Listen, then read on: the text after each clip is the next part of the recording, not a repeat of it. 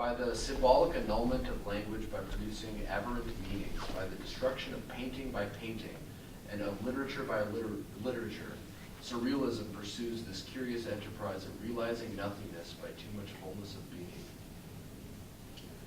So this is making me think that by creating so much music and so many audiences, so many different sound objects, eventually it's just going to be nothing.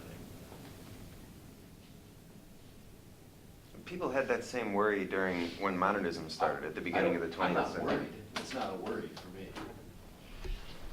It sounds worrisome, don't you think? I mean, I don't we think like so. art, don't we? I mean, we like to experience it and do it and so on. I mean, if it's leading to infinity or zero, I mean, that's not a very good thing. But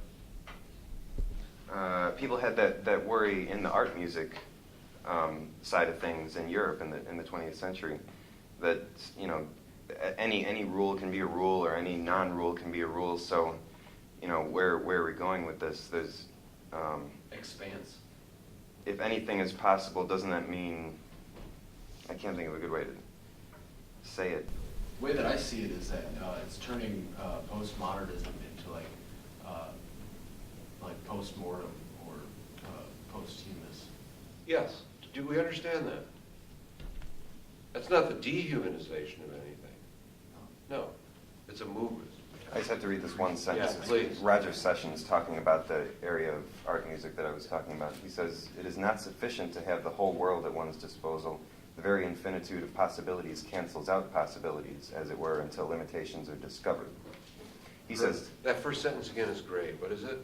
"It is not sufficient to have the whole world at one's disposal." Right. And I I'm think going to get a book out.